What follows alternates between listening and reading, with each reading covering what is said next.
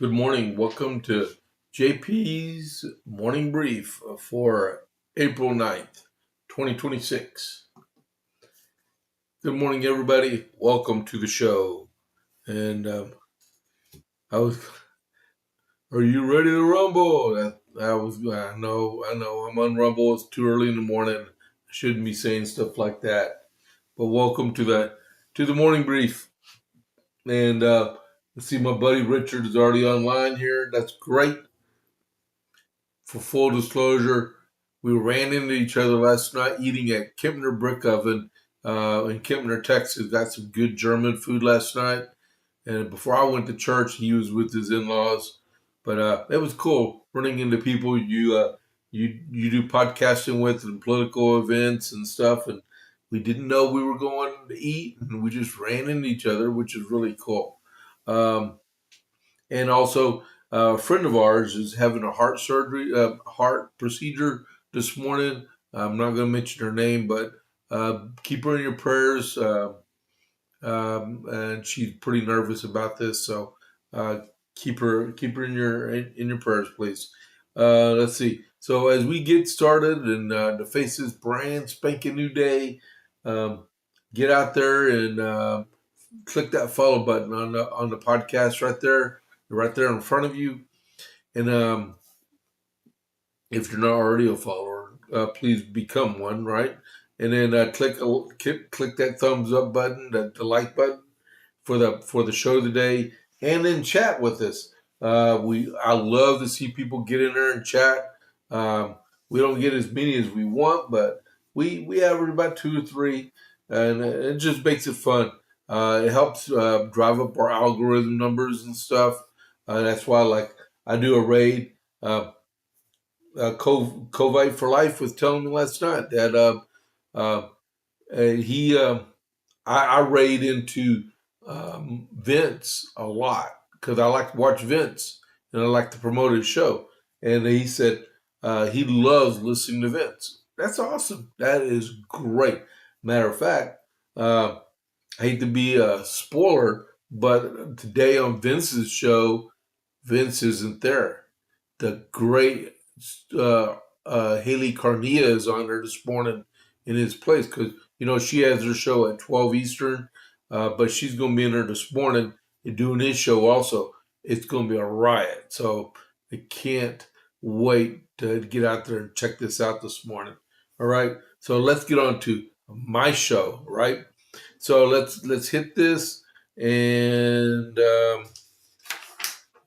America 250.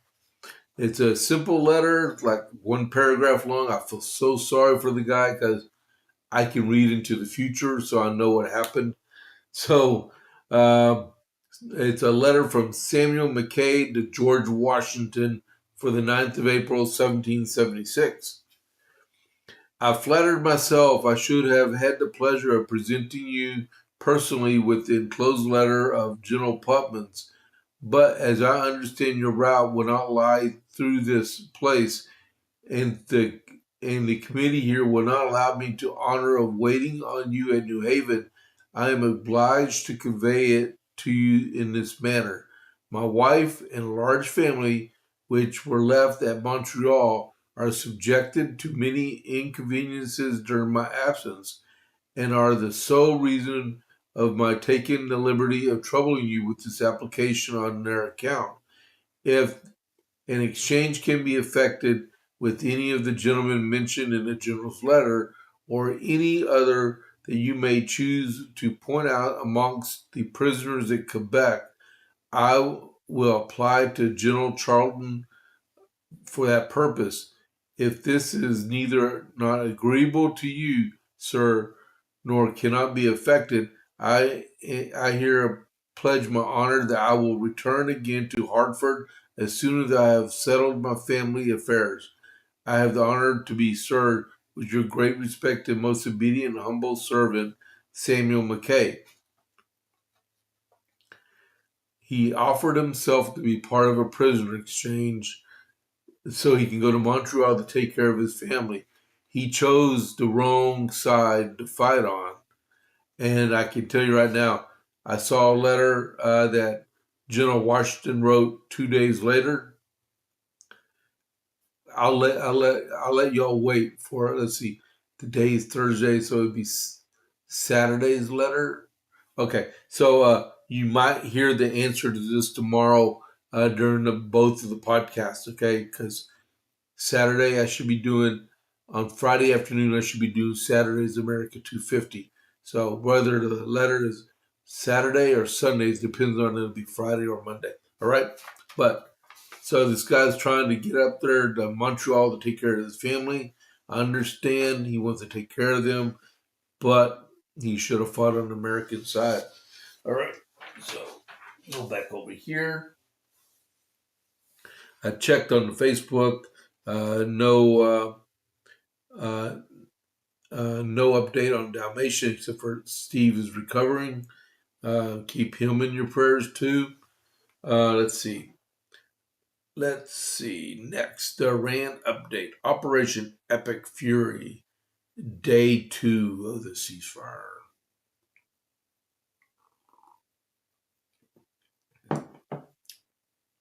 Nothing special about what I'm drinking. It's just Swiss Miss hot chocolate. All right. If Blackout made coffee and made hot chocolate in K cups, I'd be drinking it right now because I'm not a coffee drinker. All right. Yep. So like I just said, day 2 of the ceasefire. Israel said Lebanon is not included in the ceasefire. And yesterday, Hezbollah launched dozens of rockets into northern Israel, and Israel reciprocated and killed about 200 Hezbollah fighters, including a Hezbollah commander's nephew and his spouse. They worked in the office of this Hezbollah commander and got caught up in the gunfire and bombs. Iran releases maps of routes that will take ships through the minefields, so they won't strike any projectiles. Greece says Iran's toll plan is unacceptable. Now we finally got a NATO country actually stepping up to the plate and not capitulating to the Iranians. Vance warns of consequences if Iran breaks the ceasefire, and the session is set for Saturday in Pakistan. The vice president is scheduled to be there with Steve Witkoff and one other person. I cannot remember his name. All right. So as of right now, Brent crude is at $97.68 a barrel. West Texas Intermediate went back up. It's at $90.60 a barrel. Richard, I don't think it's going to get down to 250, but as I said, man, the ceasefire got to be broken for me not to be able to buy dinner on Tuesday for you. So you may win this one, but yeah, West Texas Intermediate is $90.60 a barrel, and the Dow Jones yesterday closed at 47,909 and 0.92, which was up 1,325 points. That's like two of them in 2 days. This is unbelievable. All right, so let's continue on with the brief, and we'll go through this, and then we got a serious subject that's going to be brought up in just a minute, especially for all of us veterans and federal employees that have security clearances. This lady screwed the pooch. But first, U.S. forces hit more than 13,000 targets, 4,000 of them dynamic targets, since February 28th when the fighting started. Let's see, the rest of the title is destroy all attack drone facilities, and Israel's going to hold talks on the ceasefire. All right. U.S. forces struck more than 13,000 targets in Iran including most of the regime's factories and every attack drone production facility as part of the decisive military victory achieved during Operation Epic Fury, according to the Pentagon. Uh, War Secretary Pete Hegseth and Chairman of the Joint Chiefs of Staff General Dan Kane provided a detailed breakdown on the damage inflicted on Iran's regime's ability to project power during the briefing on Wednesday, a day after the president announced a 2-week ceasefire in the war that he hopes will lead to a lasting peace. Man, I'm telling you, when I read through this last night, this is unbelievable. So, by the numbers, scale of campaign, 13,000 targets struck. 4,000 of them were dynamic targets identified and hit in real time. 10,000 flight missions occurred, including 62 bomber runs, 18 round-trip missions from the United States. 50,000 plus U.S. personnel involved from CENTCOM, EUCOM, and stateside units. 6 million meals consumed, 950 gallons of coffee, 2 million energy drinks, and a lot of nicotine. I don't endorse a lot of nicotine, okay? Air defense. Air defense and missile targets are wiped out. 80% of Iran's air defense systems are destroyed. 1,500 air defense targets are struck. 450 ballistic missile storage facilities hit. 800 drone storage sites are destroyed. 1,700 missiles and drones were intercepted. Now the Navy. 90% of Iran's regular Navy is sunk.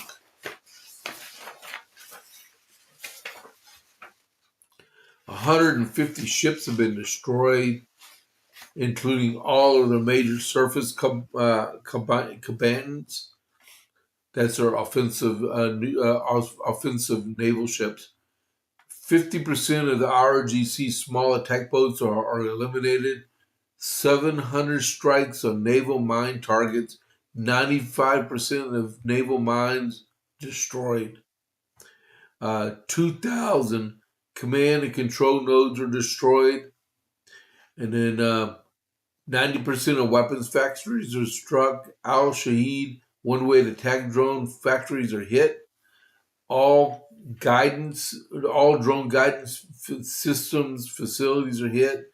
80% of missile production and solid rocket motor facilities destroyed. 20 naval production facilities damaged or destroyed. And 80% of nuclear industrial bases are hit. And says by any measure, Epic Fury decimated Iran's military and rendered its combat ineffective for years to come, Hegseth said.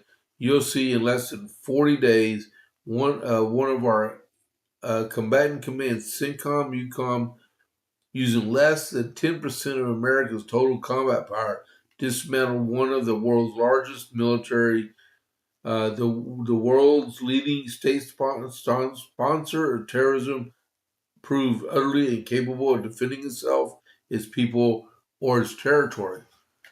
There are some serious numbers that were located. I got about half of these written yesterday, and I lost track. It was just enormous amount of information that was being put out yesterday. I did put this on my podcast yesterday. I usually end this at 7, but I just carried on to about 7:30 before I finally signed off. So if y'all want to go back and look at yesterday morning's morning brief for April 8th, it was great, right? I mean, the day prior on the JPA report, I did the press conference with the president. This one yesterday morning was really good, all right? So we'll go back over that again tomorrow, this afternoon. Now, this is serious. Stuff like that will get you, will get people killed, right? Especially if you disclose military operations or military capabilities of units. It's called OPSETs. People say loose lips sink ships. In essence, that's a very true statement. And I've been told over and over and over again uh, about how detrimental to our nation's security it is for someone to go around and flap their gums or sell secrets to the enemy or just say something because, you know, clandestine organizations will go in different facets and talk to people. Like they'll get this piece of the puzzle from this person, then they'll go to this person, get a little piece of the puzzle, put it here, then over here get some more information from this person, bring that piece over here. Sooner or later, they have the whole picture of what's going on. That is what gets people killed right there. So, yesterday evening, while I was at church, I get this alert. I don't have my watch on. I'm charging it right now. But what time is it? 6:46. Usually, I just look at my watch. Um, there was a news alert that came out. It's about some lady being arrested for uh, non-disclosure of secrets, right? Well, what in the world? So I looked it up, right? This girl is in trouble because she could have got people killed. You'll remember back in the mid 2000s, there was a show on TV called The Unit, right? But they weren't called. They were an alpha team, right? Is an ODA, um, Operation Detachment Alpha. It's a special forces group. Matter of fact, it was Delta Force, right? Uh, Allegedly, and then, but they were called like the 2006 Logistical Supply Company out of I think Fort Stewart, Georgia, or something like that, right? And people are like, oh, look, it's a Lago. Yeah, it's a pencil pusher. Well, in their under their side job was they were special forces guys that were protecting our country, but people were not to know who they really were to protect their families, right? In our country, in which they were compromised. One time you would see if you watched the show, it's a really good end of the. I think it was the end of season one where they're reciting the Rangers Creed at a ball, right? And all of a sudden they get attacked. So you have to go watch the show. But I'm digressing. I can't believe I do that. I get caught on a tangent sometimes. So Dateline Fort Bragg. Um, a former Fort Bragg employee with top secret clearance is accused of leaking classified military tactics to a journalist and then admitting to her mother that she could be arrested or for exposing sensitive operations according to a federal complaint. Courtney B. Williams, 40 years old, okay, an Army veteran assigned to a, a special military unit at Fort Bragg in North Carolina, was arrested by the FBI on Tuesday and charged with unlawfully transmitting national defense information, including classified tactics used in covert missions, to an investigative reporter over a period spanning several years, federal prosecutors allege. According to the complaint, Williams held a top secret, sensitive, compartmentalized information clearance and had direct access to highly sensitive operational details, including tactics, techniques, and procedures, they're called TTPs, used by elite military units. Williams allegedly violated 18 U.S. Code Section 793 Delta. The Department of Justice said in a news release on Wednesday. Investigators allege that between 2022 and 2025, Williams communicated extensively with the journalists, including phone calls lasting hundreds of minutes and roughly 180 text messages, while also sending documents and materials that were later published in an article and book identifying her as the source. Uh, Director Kash Patel took to X on Wednesday after the arrest and said the Bureau will not tolerate leakers of classified intel. Let this serve as a message to any would-be leakers. We're working the cases and we're making arrests, Patel wrote.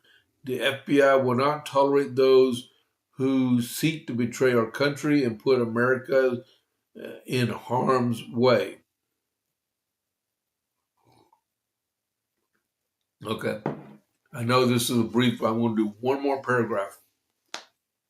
The Associated Press reported that while the journalist is not being named in the court filings, dates and details match both an article and book written by Seth Harp about the Army's Delta Force. Oh my goodness. The book is called The Fort Bragg Cartel. This lady, okay, I heard about this. Oh my goodness. She's the one? Oh my goodness. Okay. She's toast. She's in deep, deep. I was telling you about a TV show about this.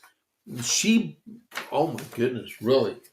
So whenever you do a book or a movie or TV show that involves a lot of the military stuff, you have to get that book pre-cleared through the Pentagon to be able to publish it, right? Wow. I've told many of y'all that I served 2.5 decades in the Army, right? And I've been in some units where they read you on and they read you off. And you have to sign these things called non-disclosure agreements, NDAs, right? And some last 50 years, some last 75 years, some you can't talk about until after you die. Go figure, right? It's so you protect, and it's not about protecting you, it's about protecting your family and the people around you, right? Because the enemy will use you as blackmail, or use your family as blackmail to get to you, to get you to disclose what they're looking for. That's why you don't go around flapping your gums and stuff. Because, like talking about Delta, I was told the other day that SEAL Team 6 changed their name because they're supposed to be secret.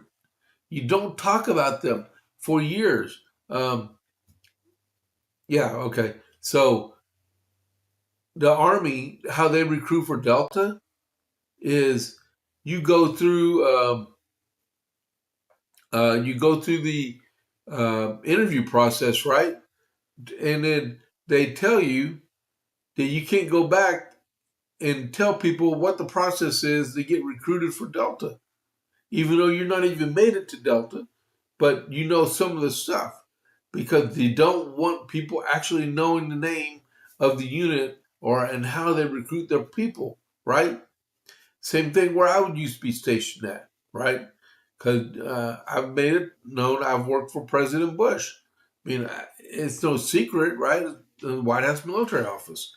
But you don't go in there and tell exactly, like where I was stationed at, you couldn't even have a camera on you.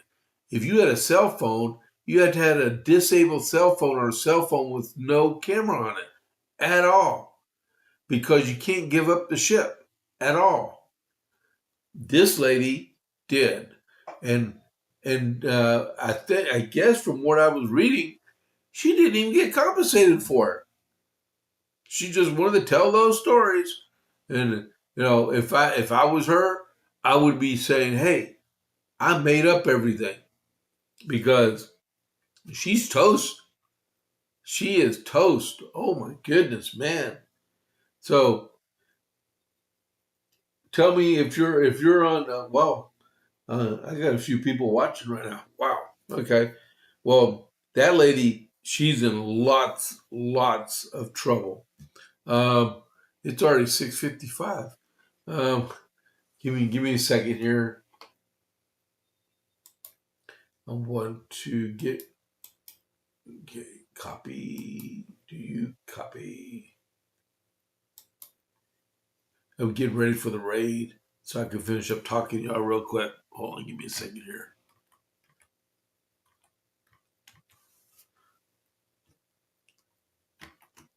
Like I was telling everyone this morning, Haley Carnia is going to be filling in for Vince this morning, so that we're still going to do the raid in 4 minutes, but that's going to be pretty good.